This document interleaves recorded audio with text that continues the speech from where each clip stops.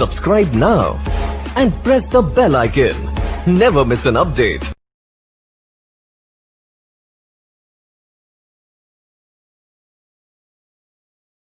Welcome to KKR competitives. ఈరోజు క్లాస్లో మనం ఏపీపీఎస్సీ నిర్వహించేటువంటి గ్రూప్ 2 ఎగ్జామ్లో మరి ఎకానమీ పేపర్ యొక్క ప్రాముఖ్యతను, దాన్ని ఏ విధంగా చదవాలి అనే అంశాలను, మరి ఏ విధంగా చదివితే మనం 100 నుంచి 120 మార్కులు కానీ ఆ పైన కానీ స్కోర్ చేసేటువంటి అవకాశం ఉంది అనే అన్ని అంశాలను కూడా ఈరోజు మనం పరిశీలిద్దాము. ఇక మనందరికీ తెలిసిన విషయమే, ఏపీపీఎస్సీ కొత్తగా తీసుకొని వచ్చిన సిలబస్ ప్రకారము దీనిని ప్రిలిమ్స్ మరియు మెయిన్స్ అదేవిధంగా ఇంటర్వ్యూ అని మూడు విధాలుగా నిర్వహిస్తూ ఉన్నారు, 3 స్టెప్స్గా నిర్వహిస్తూ ఉన్నారు. అయితే ఇక మనకి ఇక్కడ ఇంటర్వ్యూని వదిలేస్తే ఇది అందరికీ తెలిసిన విషయమే. అక్కడ ఇంటర్వ్యూకి 50 మార్కులు ఉంటాయి, దాన్ని వదిలేద్దాం ప్రస్తుతానికి. ప్రిలిమ్స్ మరియు మెయిన్స్. మరి ప్రిలిమ్స్లో దీన్ని స్క్రీనింగ్ అని కూడా అంటాం మనం. ఈ స్క్రీనింగ్ లో 150 మార్కులు మొత్తంగా క్వశ్చన్ పేపర్ ఉండటం జరుగుతుంది. ఇక మెయిన్స్ అంటే 3 పేపర్లు 3 ఇంటూ 150 మార్కులు ఉండటం జరుగుతుంది. ఇది అందరికీ కూడా తెలిసిన విషయమే. అయితే ఇక్కడ ప్రిలిమ్స్ కనుక మనం పరిశీలిస్తే లేదా స్క్రీనింగ్ కనుక పరిశీలించినట్లయితే ఇక్కడ 3 సెక్షన్ల నుంచి క్వశ్చన్స్ అడగటం జరుగుతుంది. ఈ 3 సెక్షన్స్ లో మరి ఎకానమీ పూర్తిగా ఒక సెక్షన్ గా ఉండడాన్ని మనం గమనించవచ్చు. ఇక్కడ థర్డ్ పేపర్ అయినటువంటి ఎకానమీని కనుక మనం పరిశీలించినట్లయితే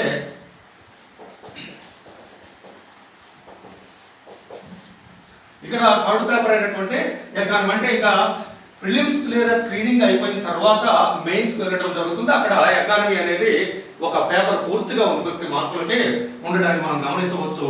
అయితే ఇక్కడ మనం గమనించాల్సిన విషయం ఏందయ్యా అంటే, ఎకానమీలో మొత్తంగా 8 చాప్టర్లు ఉన్నాయి. ఈ పేపర్లో 8 చాప్టర్లో 5 ఇండియన్ ఎకానమీకి సంబంధించి, ఒక 3 మాత్రం ఏపీ ఎకానమీకి సంబంధించి ఉండడాన్ని మనం గమనించవచ్చు. అయితే ఇక్కడ ప్రిలిమినరీలో మనకు ఉన్నటువంటి అడ్వాంటేజ్ ఏందయ్యా అంటే, ఇక్కడ మెయిన్స్ లో ఏవైతే 8 చాప్టర్లు ఉన్నాయో ప్రిలిమ్స్ లో కూడా ఇదే 8 చాప్టర్లు సిలబస్ లో ఉండడాన్ని మనం గమనించవచ్చు. అంటే ఇక్కడ మనం మెయిన్స్ కి పర్ఫెక్ట్ గా ప్రిపేర్ అయినట్లయితే ఇక ప్రిలిమ్స్ కి సపరేట్ గా ప్రిపేర్ కావాల్సినటువంటి అవసరం లేదు. అవే చాప్టర్స్ నుంచి ఇక్కడ క్వశ్చన్స్ కూడా ప్రిలిమ్స్ లో అడగటాన్ని మనందరికీ తెలిసిన విషయమే. అయితే ఇక్కడ మరి సిలబస్ లో ఈ స్క్రీనింగ్ సిలబస్ లో మెన్షన్ చేసినటువంటి 3 భాగాల్లో ఎకానమీ ఒక భాగంగా ఇవ్వడం జరిగింది. అంటే దీని నుంచి మనం ఖచ్చితంగా 40 క్వశ్చన్లు అయితే కంపల్సరిగా ఎక్స్పెక్ట్ చేయవచ్చు. అప్ టు 50 క్వశ్చన్స్ వరకు కూడా మనం ఎక్స్పెక్ట్ చేసే అవకాశం ఉంది గ్రూప్ 2 స్క్రీనింగ్ లో ఎకానమీ పార్ట్ నుంచి. మరి ఈ విధంగా మనం సిలబస్ ను పరిశీలించిన తర్వాత ఇక ఎకానమీ యొక్క ప్రాధాన్యత ఏ విధంగా ఉంది సర్వీస్ కొట్టడంలో అని చూసినట్లయితే, ఇక్కడ ఎవరైతే ఎకానమీ పేపర్ నుంచి 100 కానీ 100కు పైగా కానీ మార్క్స్ సంపాదించిన వారికి ఖచ్చితంగా మరి ఇంటర్వ్యూకి ఛాన్స్ ఉన్నట్లుగా మనందరికీ తెలిసిన విషయమే. మిగిలిన 2 పేపర్లలో మిగిలిన 2 పేపర్లు అంటే మెయిన్స్ గ్రూప్ 2 మెయిన్స్ లో మిగిలిన 2 పేపర్లు, ఫస్ట్ సెకండ్ పేపర్లలో ఎవరైనా కానీ ఫస్ట్ పేపర్లో ఒక 110 నుంచి 120 వరకు, సెకండ్ పేపర్లో 110 నుంచి 135 వరకు కూడా స్కోర్ చేసే వాళ్ళు చాలా మందినే ఉండడాన్ని మనం గమనించవచ్చు. ఈ విధంగా స్కోర్ మొదటి 2 పేపర్లలో చేసి 3వ పేపర్ అయినటువంటి ఎకానమీలో 100 కానీ అంతకు ఎక్కువ కానీ చేయగలిగినప్పుడు మనకి సర్వీస్ వచ్చేటువంటి అవకాశం ఉంది. అయితే చాలా ఎక్కువ మంది ప్రస్తుతం ఎకానమీలో 70 నుంచి 90 మధ్యలోనే ఆగిపోవడం జరుగుతూ ఉండడాన్ని మనం గమనించవచ్చు. దానివల్ల వారంతా ఆ సర్వీస్ ను మిస్ కావటానికి కూడా మనం, అంటే ఇంటర్వ్యూ కాల్ని మిస్ అయిపోవడానికి కూడా మనం లాస్ట్ ఎగ్జామ్ లో కూడా చూడవచ్చును. మరి ఇక్కడ అసలు ఎకానమీ నుంచి ఏ విధంగా క్వశ్చన్లు అడుగుతున్నారు, మరి మనం ఎందుకు ఆ 70 నుంచి 90 మార్కుల మధ్యలోనే ఆగిపోతూ ఉన్నాము, మరి అంతకు మించి ఎకానమీలో మనం సంపాదించే అవకాశం లేదా అని అంటే ఖచ్చితంగా సంపాదించే అవకాశం ఉంది. ఏ అభ్యర్థి అయినా, అంటే బిలో యావరేజ్ అయినా, యావరేజ్ స్టూడెంట్ అయినా, అబోవ్ యావరేజ్ స్టూడెంట్ అయినా, ఎవరైనా 100 మార్కులు ఖచ్చితంగా సంపాదించేటువంటి అవకాశం ఉంది. మరి ఏ విధంగా సంపాదించాలి, దానికి ఏ విధంగా ప్రిపేర్ కావాలి అనే అంశాలను కనుక మనం పరిశీలించినట్లయితే, ముందుగా మనం ప్రీవియస్ గా ఇంతకు ముందు సంవత్సరాల్లో ఎకానమీలో క్వశ్చన్స్ ని ఏ విధంగా అడిగాడో మరి ఇప్పుడు ఏ విధంగా అడుగుతున్నాడు అనే అంశాన్ని మనం ఇక్కడ జాగ్రత్తగా పరిశీలించాల్సి ఉంటుంది. గత 8-9 సంవత్సరాల క్రితం ఉన్నటువంటి లేదా అంతకంటే ఇంకా ముందు ఉన్నటువంటి పేపర్లను కనుక మనం పరిశీలించినట్లయితే అప్పుడు ఎకానమీలో క్వశ్చన్లు అడిగేటువంటి విధానము చాలా సింపుల్ గా ఉండేది. అంటే ఆ ప్యాటర్న్ ఏ విధంగా అడిగాడు అనే అంశాలను కనుక మనం పరిశీలించినట్లయితే ఇక్కడ బేసిక్స్ నుంచి అంటే మౌలిక అంశాల నుంచి పాత 9-10 సంవత్సరాల క్రితం లేదా 7-8 సంవత్సరాల క్రితం గ్రూప్ 2 ఎగ్జామ్ పేపర్స్ లో ఎకానమీ పేపర్లో మౌలిక అంశాలు అంటే వీటిని మనం బేసిక్స్ అని అంటాం. బేసిక్ కాన్సెప్ట్స్ నుంచి 60-70 మార్కులకి ఇక్కడ క్వశ్చన్స్ అడిగేవారు. అంటే 60-70 క్వశ్చన్స్ మౌలిక అంశాలు. అంటే ఉదాహరణకి జాతీయ ఆదాయ భావనలే ఉందనుకుందాము.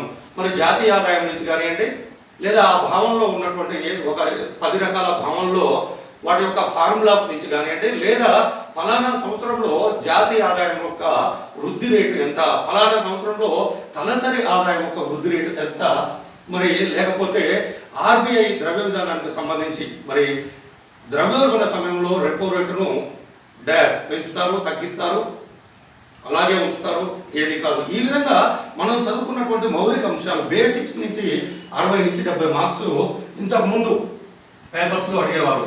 ఆ తర్వాత డేటా నుంచి మరి ఇక్కడ 60-70 మార్కులు అడిగేవారు. డేటా అంటే డేటాను కనుక మనం పరిశీలిస్తే దీంట్లో స్టాటిక్ డేటా ఉంటుంది, డైనమిక్ డేటా ఉంటుంది. మరి స్టాటిక్ డేటాను కనుక చూసినట్లయితే ఇది ఎప్పటికీ కూడా మారేటువంటి అవకాశం లేదు. దీనికి ఉదాహరణగా మరి ఏం చెప్పొచ్చు స్టాటిక్ డేటా కనుక చూసినట్లయితే మరి ఆర్బీఐ ఏ సంవత్సరంలో స్థాపించబడింది, ఆర్బీఐ యొక్క ప్రధాన కార్యాలయం ఎక్కడుంది, లేదా సెబీ ప్రధాన కార్యాలయం ఎక్కడుంది. ఈ విధంగా ఈ స్టాటిక్ డేటా ఎప్పటికీ మారదు. అదేవిధంగా అయిపోయినటువంటి ప్రణాళికల డేటా కూడా ఈ స్టాటిక్ కిందకి రావడం జరుగుతుంది.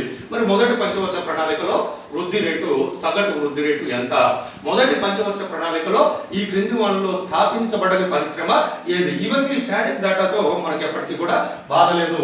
ఇక డైనమిక్ డేటా కూడా అడిగేవారు, ఇది మారుతుంది.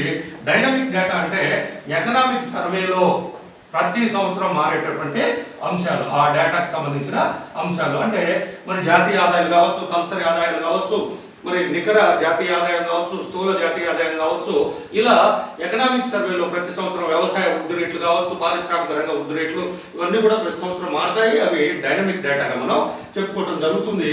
ఈ విధంగా డేటా నుంచి కూడా 60-70 మార్కులు ఇక్కడ అడిగేవారు.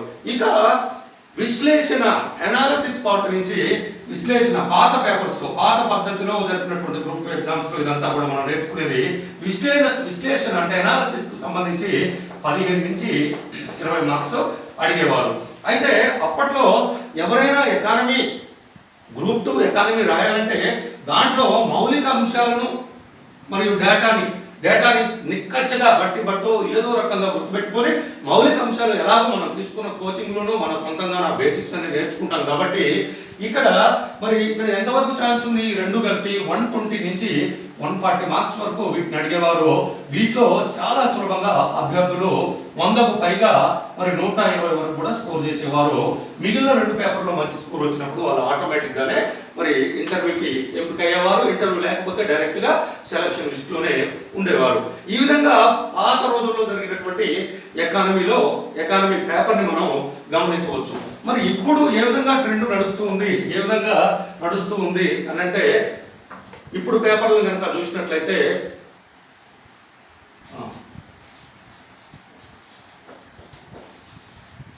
ఇక ప్రస్తుతం మరి గ్రూప్ 2 ఎకానమీ పేపర్లో అడుగుతున్నటువంటి క్వశ్చన్ కనుక మనం చూసినట్లయితే బేసిక్స్ నుంచి అంటే మౌలిక అంశాల నుంచి 40-50 మార్కులకు అడగటం జరుగుతుంది. అదేవిధంగా డేటా నుంచి 30-40 మార్కులు లేదా ఈ 30-40 కంటే కొంతమేర తక్కువ కూడా అడుగుతున్నాడు. డేటాని బాగా తగ్గించడం జరిగింది. అదేవిధంగా మరి అనాలిసిస్ నుంచి కనుక చూసినట్లయితే 60-70 మార్కులకి క్వశ్చన్స్ ని అడగటం జరుగుతుంది. మొత్తం మీద బేసిక్స్ ఒక 40 మార్కులు 50 మార్కులు బేసిక్స్ నుంచి 40-50 క్వశ్చన్లు కవర్ చేయడం జరుగుతుంది. కానీ డేటా నుంచి అడిగేటువంటి క్వశ్చన్ అంటే డైరెక్ట్ డేటా నుంచి అడిగేటువంటి క్వశ్చన్స్ని 30 నుంచి 40 మార్కులు తగ్గించడం జరిగింది. కొన్ని సందర్భాల్లో ఆ 30-40 మార్కులు కూడా ఆ డేటా నుంచి రావడం లేదు. ఇక ఎనాలిసిస్ పార్ట్ నుంచి 60 నుంచి 70 మార్కులు రావడం జరుగుతుంది. ఇక్కడ మరి సాధారణంగా ఏ అభ్యర్థి అయినా ఈ అనాలిసిస్ విశ్లేషణను వదిలేస్తే ఏ అభ్యర్థి అయినా ఈ బేసిక్స్ మరియు డేటాను అందరూ కూడా చదవగలిగేటువంటి, కొద్దిగా కష్టపడితే బేసిక్స్ నేర్చుకుంటాం, ఇక బట్టి పట్టుకునేది అంటే గుర్తుంచుకునేటువంటి సామర్థ్యం ఉన్న వాళ్ళు ఖచ్చితంగా ఎంత డేటానైనా గుర్తుంచుకోగలుగుతారు. మొత్తం మీద ఇక్కడ చూస్తే వీరికి 70 నుంచి 90 మార్కులు అక్కడ అడిగినటువంటి క్వశ్చన్స్ని, అంటే ఎనాలిసిస్ తక్కువ అడిగితేనేమో ఒక 70, ఎనాలిసిస్ తక్కువగా అడిగితేనేమో ఎనాలిసిస్ నుంచి క్వశ్చన్ 90 మార్కులు, ఎనాలిసిస్ నుంచి ఎక్కువగా క్వశ్చన్ అడిగితే ఓ 70 మార్కుల నుంచి 90 వరకు వచ్చేటువంటి అవకాశం ఉంది.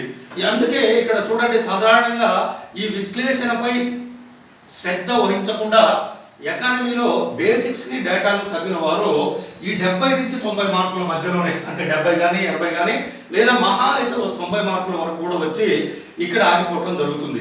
ఇలాంటి సందర్భాల్లో మరి మిగిలిన పేపర్స్ లో ఫస్ట్ పేపర్ లో మనం అనుకున్నట్టుగా ఒక 110 స్కోర్ చేసి, సెకండ్ పేపర్ లో ఒక 130 వరకు స్కోర్ చేసిన, థర్డ్ పేపర్కి వచ్చేసరికి ఓ 70, 80 లేదా 90 స్కోర్ చేస్తే ఇక్కడ మొత్తం మీద 320 మార్కుల దగ్గర అతను ఆగిపోవడం జరుగుతుంది.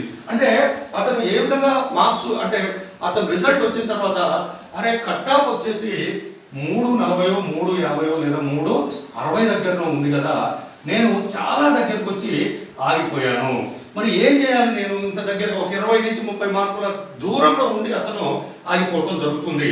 మరి ఇలాంటి సందర్భాల్లో అతను ఎక్కడ మార్కులను పెంచుకోవాలి అంటే, ఇక ఫస్ట్ పేపర్లో 110 వచ్చాయి అతనికి ఆల్రెడీ, మహా పెంచుకుంటూ ఒక 5 మార్కులు 10 మార్కులు పెంచుకోగలుగుతాడు అతను. మరి సెకండ్ పేపర్లో ఆల్రెడీ మ్యాక్సిమం రీచ్ అయిపోయాడు, 130 మార్క్స్ అతనికి వచ్చాయి. ఇక ఉన్నటువంటి ఏకైక స్కోప్ ఏది అని అంటే ఈ థర్డ్ పేపర్ ఎకానమీలోనే మనం మార్క్స్ పెంచుకోవాల్సి ఉంది, అక్కడే మనకి ఛాన్స్ కూడా ఉంది. చూడండి, 150 మార్కులకి 80 వచ్చాయి లేదా 90 వచ్చాయి. మరి అలాంటి సందర్భంలో మనకి స్కోప్ లేదా ఛాన్స్ ఉన్నటువంటి పేపర్ ఏదైనా అంటే ఎకానమీ. ఈ ఎకానమీలో మనం ఒక 100 దాటించి 110 లేదా 120 వరకు కనుక తెచ్చుకోగలిగినట్లయితే ఖచ్చితంగా సర్వీస్ మన సొంతం కావడం జరుగుతుంది.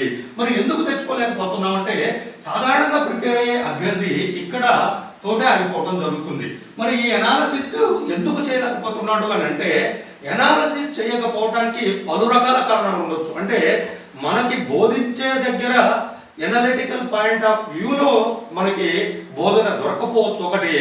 అంటే ఇక్కడ బోధించే దగ్గర దొరకలేదు అని కాదు, మన సామర్థ్యాన్ని కూడా అక్కడ దొరకపోయినా రోజు రోజుకి కూడా మరి ఎనాలిటికల్ సామర్థ్యాన్ని, ఎనాలిసిస్ లో మనం మంచి స్థాయి సంపాదించే విధంగా మన స్థానాన్ని రోజు రోజుకు ప్రాక్టీస్ మీద పెంచుకోవాల్సినటువంటి అవసరం ఉంది. మరి సరైన బుక్స్ అంటే మరి కొంతమేర విశ్లేషణాత్మకంగా ఓన్లీ డేటా బేసిక్సే కాకుండా విశ్లేషణతో కూడినటువంటి బుక్స్ తీసుకొని చదవడం ద్వారా కూడా మనం మరి ఈ విశ్లేషణ సామర్థ్యాన్ని పెంచుకునేటువంటి అవకాశం ఉంది. మరి ఇంతకీ ఇంత మందిని ఇబ్బంది పెడుతున్నటువంటి ఈ అనాలిసిస్ ఎక్కడి నుంచి వచ్చిందా అంటే, స్వర్గం నుంచి ఏమన్నా దిగి వచ్చిందా లేదా నరకం నుంచి ఏమన్నా దిగి వచ్చిందా అంటే, ఇది ఎక్కడి నుంచి రాదు, మనం నేర్చుకునేటువంటి బేసిక్స్ మరియు డేటా నుంచే ఈ అనాలిసిస్ ఉండటం జరుగుతుంది. అనాలిసిస్ మనం చేయగలగాలి అంటే ఖచ్చితంగా మనకి బేసిక్స్ లో చాలా తరువుగా ఉండాలి మనం.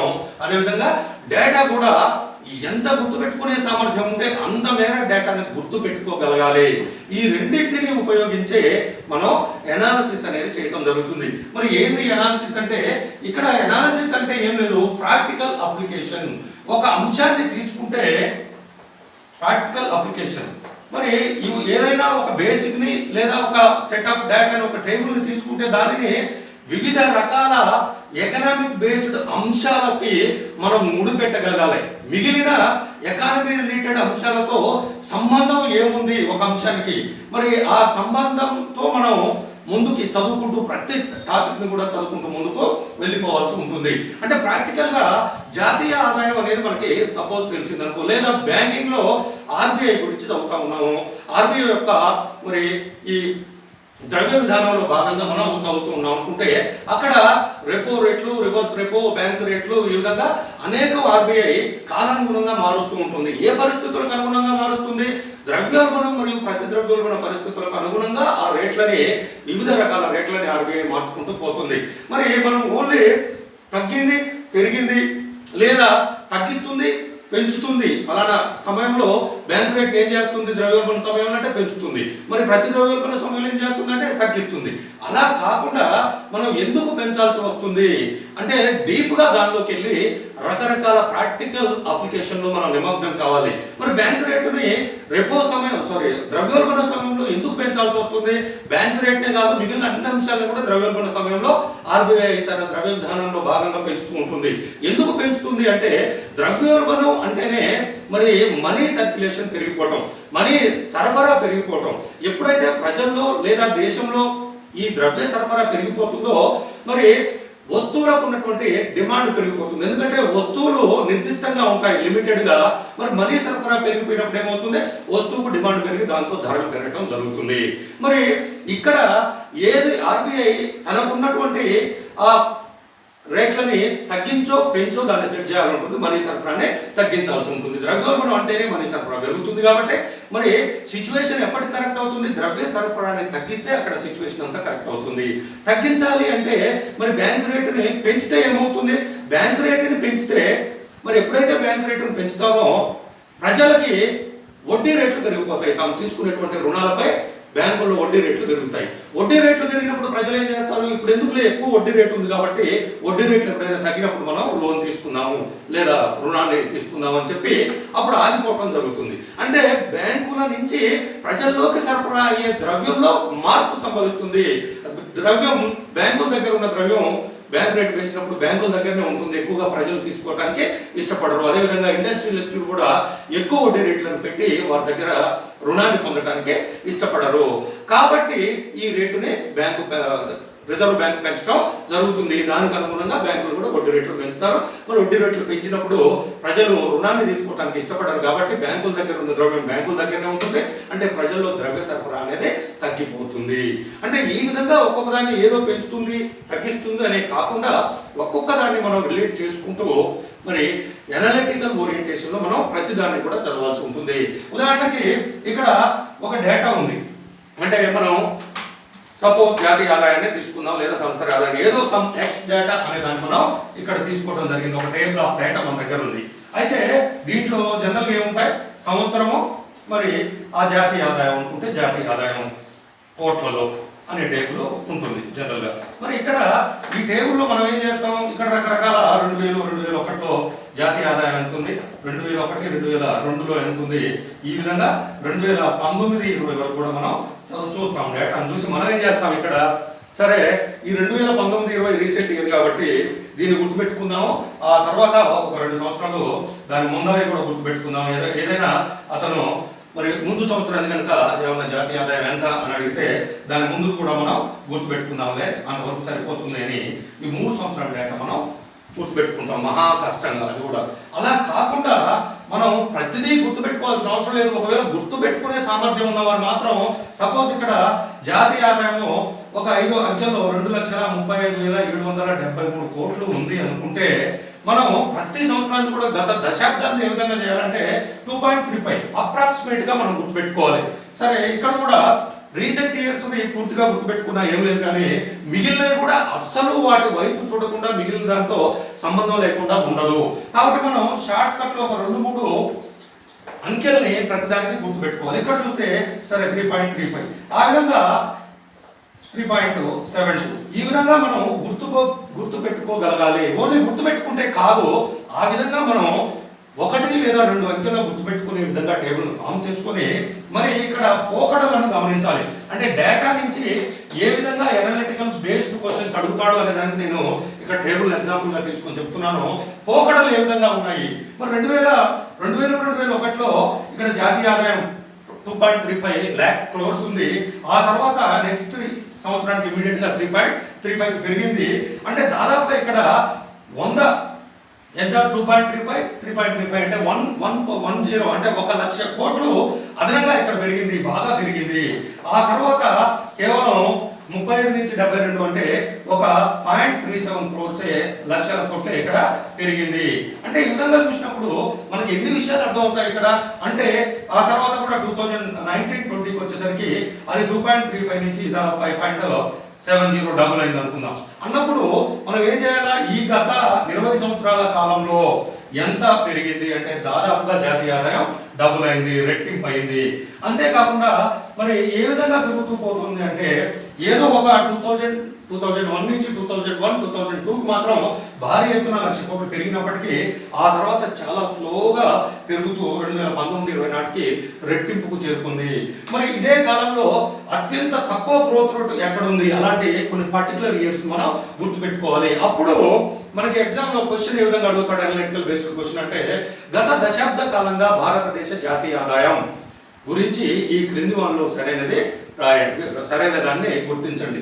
అంటే 2010-11 నుంచి దశాబ్ద కాలంగా అంటున్నాం కాబట్టి 2019-20 వరకు భారతదేశ జాతీయ ఆదాయము పెరుగుతూ వచ్చింది, ఏ ఆప్షన్ ఏ. ఆ తర్వాత బి తగ్గుతూ వచ్చింది, సి పెరుగుతూ మధ్యలో 2 సంవత్సరాల పాటు తగ్గి ఆ తర్వాత మళ్ళీ పెరుగుతూ వచ్చింది, డి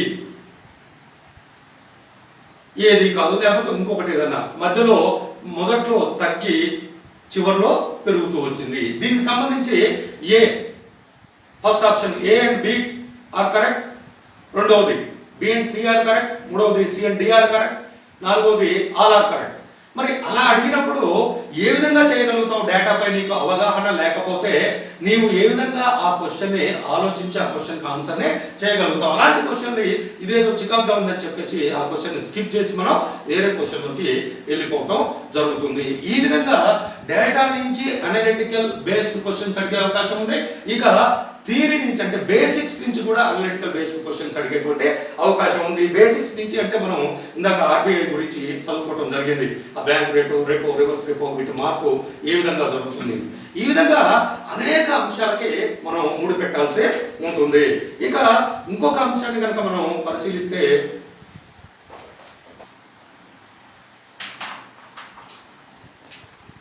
ఇప్పుడు ఇంకొక క్వశ్చన్ చూద్దాము. జాతీయ ఆదాయానికి ద్రవ్యోల్బణానికి ఉన్నటువంటి రిలేషన్ ఏ విధంగా ఉంది, దాన్ని క్వశ్చన్ ఏ విధంగా అడగవచ్చు అనేది కూడా ఒకసారి అనలిటికల్ బేస్డ్ క్వశ్చన్స్ లో చూద్దాము. మరి జాతీయ ఆదాయాన్ని మనందరికీ తెలిసిన విషయమే, ఒక ఆధార సంవత్సరాన్ని తీసుకుని ప్రస్తుత ధరల్లో ఆ ఆధార సంవత్సరానికి యొక్క ధరల్లో లెక్కిస్తారు, అంటే దాన్ని స్థిర ధరలు అంటారు. మొత్తం మీద జాతీయ ఆదాయం యొక్క భావనలు దేనైనా స్థిర ధరలు మరియు ప్రస్తుత ధరల్లో లెక్కిస్తారు. మరి ఇక్కడ క్రింది వారిలో సరి అయినది ఏది అని మనల్ని జాతీయ ఆదాయానికి, జాతీయ ఆదాయాల లెక్కలకి అదేవిధంగా ద్రవ్యోల్బణానికి ముడిపెట్టి ఒక క్వశ్చన్ అడిగారు, సరి అయినది ఏది అని. చూసినట్లయితే స్థిర ధరల్లో జాతీయ ఆదాయం, స్థిర ధరల్లో జాతీయ ఆదాయం కన్నా ప్రస్తుత ధరల్లో జాతీయ ఆదాయం ఎక్కువగా ఉంటే ఆధార సంవత్సరంతో పోల్చినప్పుడు ప్రస్తుత సంవత్సరంలో ద్రవ్యోల్బణం పెరిగింది. అదేవిధంగా బి ఇదే సేమ్ టు సేమ్ ద్రవ్యోల్బణం తగ్గింది. సి ఎలాంటి మార్పు లేదు, డి ఏది కాదు. మరి ఇక్కడ జనరల్ గా జాతీయ ఆదాయానికి ద్రవ్యోల్బణానికి, జాతీయ ఆదాయ లెక్కలకి ద్రవ్యోల్బణానికి సంబంధం ఏంటి? ప్రస్తుత ధరల్లో స్థిర ధరల్లో చూసినప్పుడు స్థిర ధరలు అంటే మనకు తెలుసు, ఒక ఆధార సంవత్సరాన్ని బేస్ చేసుకొని ఆ సంవత్సరంలో అంటే ఆధార సంవత్సరంగా దేని పెడతాం మనం, ధరలు పెరుగుదల మామూలుగా ఉన్నటువంటి లేదా స్థిరంగా ఉన్నటువంటి సంవత్సరాన్ని ఆధార సంవత్సరంగా పెట్టుకోవడం జరుగుతుంది. మరి దాన్ని ప్రతి కొన్ని సంవత్సరాలకు ఒకసారి ఆధార సంవత్సరాన్ని కూడా ఎప్పటికప్పుడు కాలానుగుణంగా మార్చడం జరుగుతుంది. ఎప్పుడైతే ప్రస్తుత ఇప్పుడు ఏదైనా 2019-20 తీసుకుందాం, మరి జాతీయ ఆదాయం ఎగ్జాంపుల్ మాత్రమే ఇది. ఇక్కడ మరి స్థిర ధరల్లో చూసినట్లయితేనేమో ఇది సమ్ 13.56 lakhs crores ఉంది అనుకుందాం. లాక్స్ క్రోర్స్ ఇక్కడ లాక్స్ క్రోర్స్. మరి ప్రస్తుత ధరలో చూస్తేనేమో 18.78 లాక్స్ క్రోర్స్ ఉంది. అంటే స్థిర ధరల్లో ఆధార సంవత్సరం ధరలో చూస్తే 13.56 లక్షల కోట్లే ఉంది. మరి ప్రస్తుత ధరలో 18.78 లక్షల కోట్లకు పెరిగింది అంటే దాని అర్థమైంది అంతే. 13.56గా ఉన్నది 18.78 లక్షల కోట్స్ పెరిగింది అంటే దాని అర్థమైంది ఆధార సంవత్సరంలో ఉన్నటువంటి వస్తువులు కమోడిటీస్ మిగిలిన వాటి ధరల కంటే ప్రస్తుత సంవత్సరంలో ఉన్నటువంటి ధరలు పెరగబట్టే ప్రస్తుత ధరలో దాని జాతీయ ఆదాయం పెరిగింది. కాబట్టి ఇక్కడ దాని అర్థం ఏంటి, ధరలు పెరిగినాయి అంటే ద్రవ్యోల్బణం పెరిగిందని దాని అర్థం. అంటే ఎంత మేర పెరిగింది అనేది కూడా చేయొచ్చు మనం. ఇక్కడ ఎంత మేర పెరిగింది 18.78 మైనస్ 13.56 డివైడెడ్ బై 13.56 ఇంటూ 100 చేస్తే ఎంత శాతం ద్రవ్యోల్బణం పెరిగింది అనేది కూడా మనకి రావడం జరుగుతుంది. ఈ విధంగా ఫస్ట్ ఆప్షన్ కరెక్ట్ అవుతుంది. స్థిర ధరలో జాతీయ ఆదాయం కన్నా ప్రస్తుత ధరలో జాతీయ ఆదాయం ఎక్కువగా ఉంటే ద్రవ్యోల్బణం పెరిగింది అని దాని అర్థం, తక్కువగా ఉంటే ద్రవ్యోల్బణం తగ్గింది అని దాని అర్థం. ఎప్పుడైతే ఇక్కడ స్థిర ధరలో 13.56 లక్షల కోట్లు ఉండే ప్రస్తుత ధరలకు వచ్చేసరికి 11.26 లాక్స్ క్రోర్స్ ఉంటే దాని అర్థం ధరలు తగ్గింది. కాబట్టి దేంతో పోలిస్తే ధరలు తగ్గినట్టు, ఆధార సంవత్సరంతో పోలిస్తే ధరలు తగ్గినట్టు. ఈ విధంగా ప్రతి ఒక్క దాన్ని మనం ముడిపెట్టగలగాలి. మరి ముడిపెట్టగలగాలి అంటే ముందుగా మనకి ఏం తెలవాలా అంటే మనం వన్స్ అన్ని టాపిక్స్ మనకి తెలిసి ఉండాలి. ఎకానమీ సిలబస్ లో ఉన్నటువంటి మన ఇండియన్ ఎకానమీ తీసుకుంటే గ్రూప్ 2 ఏపీఎస్సీ గ్రూప్ 2లో 5 చాప్టర్లు ఉంటాయి. 5 చాప్టర్లో ఇచ్చినవన్నీ కూడా మనకి తెలుసుకొని ఉండాలి. ఫస్ట్ మనం ఆ టాపిక్స్ అన్ని తరోగా బేసిక్స్ చదువుకొని ఉండాలి. డేటాని ఎలాగో ఎప్పుడైతే మరి ఎగ్జామ్ డేట్ ఉందో ఆ సంవత్సరం డేటాని, అంతకు ముందు సంవత్సరాల డేటాని కూడా మనం ఆ బేసిక్స్ తో పాటు చదువుకోవడం జరుగుతుంది. కాబట్టి ఈ రెండింటిని మళ్ళీ మనం ప్రిపేర్ అయ్యేటప్పుడు మనకు వచ్చిన బేసిక్స్ ని డేటాని ప్రిపేర్ అయ్యేటప్పుడు లేదా మనం క్లాస్ వినేటప్పుడే మనకి కొన్ని రకాల డౌట్స్ అనేవి జనరేట్ కావాలి. ఓకే, ఈ విధంగా జాతీయ ఆదాయంతో మరి ద్రవ్యోల్బణాన్ని మనం లింక్ పెట్టొచ్చు, ఇలా అయితే ఇలా అయినట్టు, కాబట్టి ఇది కరెక్టా కాదా. వెంటనే నువ్వు క్లాస్ వినేటప్పుడు నీకు డౌట్స్ వస్తే నువ్వు డౌట్ రేట్ చేసి అధ్యాపకుడిని మనం డౌట్ క్లియర్ చేసుకునేటటువంటి అవకాశం ఉంటుంది. లేదు నువ్వు మళ్ళీ ఇంటికి వచ్చి చదువుకునేటప్పుడు అంటే ప్రిపేర్ అయ్యేటప్పుడు డౌట్స్ వచ్చినా కూడా రేపొద్దునే అధ్యాపకుడిని తిరిగి మళ్ళీ అడిగేటువంటి అవకాశం ఉంటుంది. లేదా అధ్యాపకుడు అందుబాటులో లేడు, నువ్వు ఎప్పుడో కోచింగ్కి వెళ్ళావు, ఆ తర్వాత 2 నెలలు ఆగిన తర్వాత మళ్ళీ ప్రిపరేషన్ స్టార్ట్ చేసావు, అప్పుడు నీకు చదివేటప్పుడు ప్రిపరేషన్లో ఖచ్చితంగా డౌట్స్ జనరేట్ కావాలి.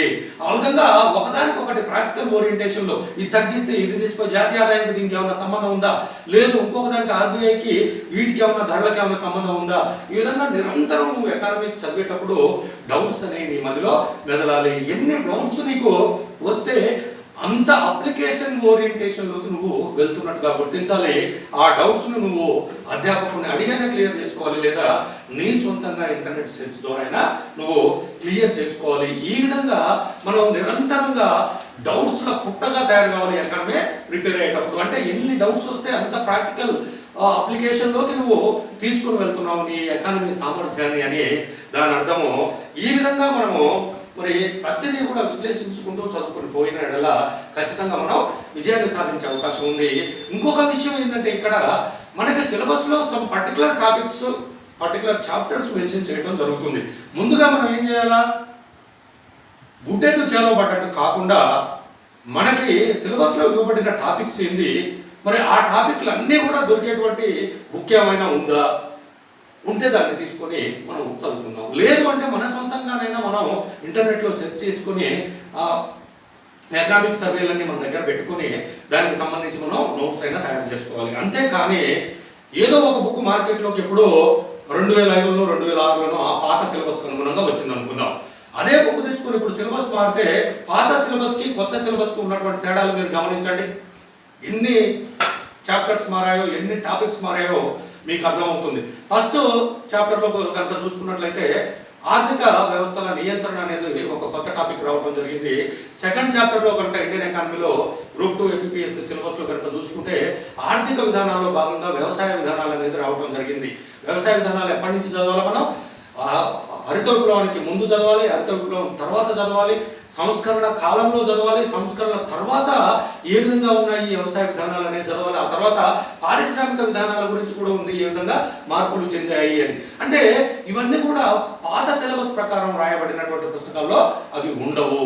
కాబట్టి మనం విశ్లేషణ పెంచుకోవాలన్నా, మన బేసిక్స్ చదువుకోవాలన్నా, డేటా చదవాలన్నా మనకి ముందుగా మనకి ఎగ్జామ్లో మనకి ఇవ్వబడినటువంటి సిలబస్లో ఉన్నటువంటి టాపిక్స్కి సంబంధించిన నోట్స్ అయినా ఉండాలి, బుక్ అయినా ఉండాలి. అంతేగాని ఏవో కొన్ని రకాల బ్యాంకింగ్ ఇంకోటో చదువుకొని పోయి సిలబస్ అంతా నువ్వు కవర్ చేయలేనప్పుడు అతను అడిగే క్వశ్చన్లకి నువ్వు ఏ విధంగా ఆన్సర్ చేయగలుగుతావు. కాబట్టి సిలబస్లో ఉన్న ప్రతి అంశాన్ని తరవుగా మనం ప్రిపేర్ కాగలగాలి అంటే ఖచ్చితంగా సిలబస్లో ఉన్న ప్రతి అంశంతో రాయబడిన పుస్తకమైనా కావాలి, లేదా మనమైనా దానికి సంబంధించిన నోట్స్ని తయారు చేసుకుని చదవాలి. ఇది కూడా ఒక ప్రధాన అంశం. ఎప్పుడైనా నువ్వు సగం టాపిక్సే అన్ని రకాలుగా చదివావు, సగం టాపిక్స్ బేసిక్స్, డేటా, విశ్లేషణ సాధ్యమైనంత మేర నువ్వు నేర్చుకున్నావు, కానీ సగం టాపిక్సే చదివావు. నీకు వచ్చే మార్క్స్ ఎంత ఉంటాయి? ఈ 70-60 ఉంటాయి.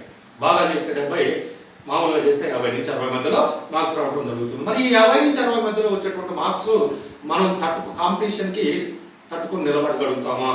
ఎకానమీలో 50 నుంచి 60 వస్తే అట్లీస్ట్ 100 మార్కులకి పైన మనకు రాగలిగితే మనం కాంపిటీషన్ తట్టుకునే నిలబడేటువంటి అవకాశం ఉంది. అందుకే వీటన్నిటిని బేస్ చేసుకొని ఖచ్చితంగా రేపటి నుంచి మనకి ఏపీపీఎస్సీ గ్రూప్ 2 ఎకానమీ క్లాసెస్ మనకి కేకేఆర్ కాంపిటేటివ్స్ అనే యూట్యూబ్ ఛానల్లో మీకు అందించబోతున్నాను. మరి వీటన్నిటిని, ఈ డేటాని, బేసిక్స్ని, అదేవిధంగా సిలబస్లో ఇవ్వబడిన టాపిక్స్ని, అంతేకాకుండా ఎనాలిసిస్ని కూడా క్లాస్లోనే మీకు ఎప్పటికప్పుడు ఇస్తూ రేపటి నుంచి మీకు క్లాసులో కేకేఆర్ కాంపిటేటివ్స్ అనే యూట్యూబ్ ఛానల్లో అందుబాటులో ఉన్నాయి. కాబట్టి మీరంతా కూడా రేపటి నుంచి మరి ఆ ఛానల్ని సబ్స్క్రైబ్ చేసుకోవడం ద్వారా ఖచ్చితంగా మీకు అప్డేట్స్ పొందేటువంటి అవకాశం ఉంది. కాబట్టి అందరూ కూడా ఈ ఛానల్ని గ్రూప్ 2 ప్రిపేర్ అయ్యే వాళ్ళు ఈ ఛానల్ని సబ్స్క్రైబ్ చేసుకొని మరి మీ ఫ్రెండ్స్ ఎవరైనా ఉంటే వాళ్ళకి షేర్ కూడా చేసి అందరూ కూడా మరి ఈ గ్రూప్ 2 క్లాసెస్ని వినేటువంటి అవకాశాన్ని పొందాలని కోరుతూ థ్యాంక్ యూ.